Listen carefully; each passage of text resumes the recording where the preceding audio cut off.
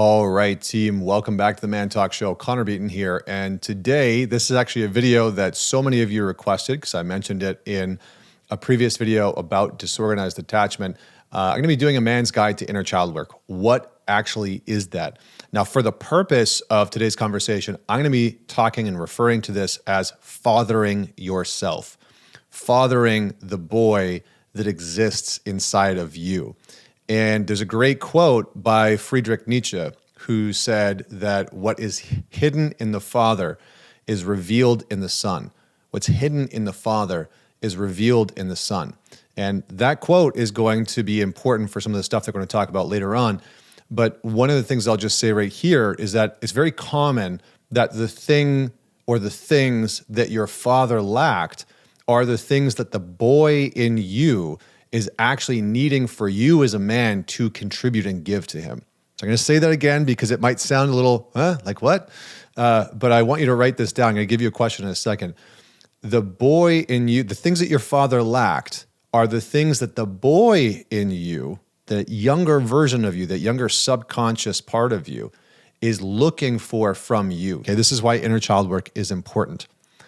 What happens in relational conflict, right? So for example, my good friend and mentor, Dewey Freeman, has this great saying, we're wounded in relationship, we have to heal in relationship. What that means is that in your adult relationships, the conflicts, the challenges that you go through in your marriage, in your relationship with your girlfriend or your boyfriend, those challenges are oftentimes, not always, but oftentimes those challenges are connected to a pain, an obstacle, a hurt that you felt early on in life, in one of your early attachments as a child. Your relationship to your mom, your relationship to your dad. So another example on this front, if you keep getting into arguments with your partner and you think that they're too harsh, they're too critical, and then you really start to sit with it and you were a boy who was criticized a lot by his mom, you probably have a high level of sensitivity to that. And maybe as a boy, you never felt like you could stand up to her. And so you didn't develop the boundary and the skill to be able to stand up to your mom. And how that shows up in your adult relationships is you still don't stand up to your partner and you develop a ton of resentment towards them and you have a high level of sensitivity towards their disappointment, their frustrations, if they want anything done differently, their criticisms, there's just a high level of sensitivity to that. So being able to develop the skill of standing up to them, setting a boundary, being able to receive disappointment sometimes from your partner, which is absolutely necessary in relationships, is going to help you parent that younger self that comes online. Because a lot of the times, and this is the last thing I'll say about this part, and then I'll move into, what do we actually do? A lot of the times you regress developmentally when you get into conflict with your partner. This is a picture that I have on my desk, and this is a picture of me as a boy sitting in a bucket having a bath on the balcony after digging in the dirt endlessly. So what I want you to do is to find an ideal photo of your younger self and a photo that represents the deepest part of your younger self that you loved. So for me, I love this picture because I look so happy. I look free. There's innocence there. It's very, very playful. I'm like sitting in a bucket. I got a Band-Aid on my knee. So I want you to go and find and just connect to a picture of your younger self. So you might need to connect with your parents and, get some photos and whatnot, but find a photo that really resonates with the highest version of your younger self, or is sort of embodies the most beautiful or innocent or playful or loving or kind version of your younger self, where when you look at that picture, you're like, oh, that kid wasn't effed up, like he wasn't so upset. And just try and find a photo that you can connect with. And maybe it's not so much about, that kid wasn't effed up, but that kid, was in a good space. And I really love and can connect to that child. So find a photo, and that's step number one. The next thing is about really reparenting. Now, you've probably heard this word a lot.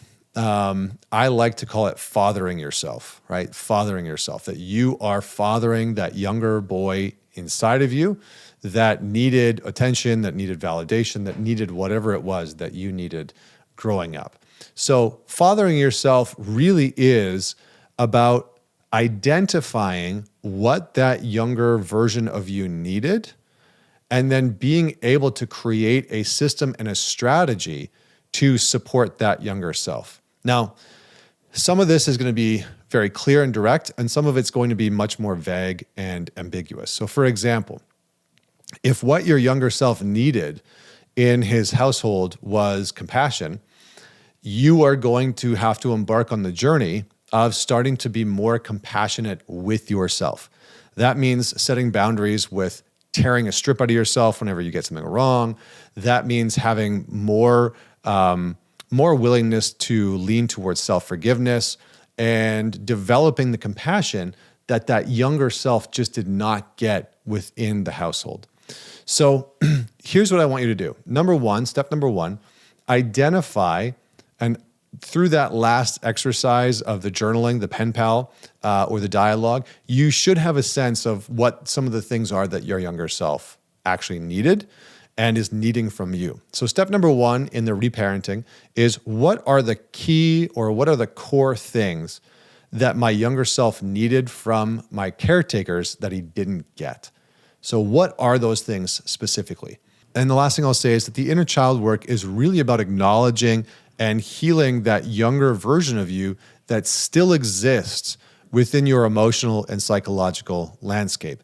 And a big part of that is kind of signaling to him, to that younger version of you, that you have the capacity to be with whatever he's experiencing, the frustration, the disappointment, the hurt and the pain, that you are willing to sit with him and feel those things that likely other people were not there for him with.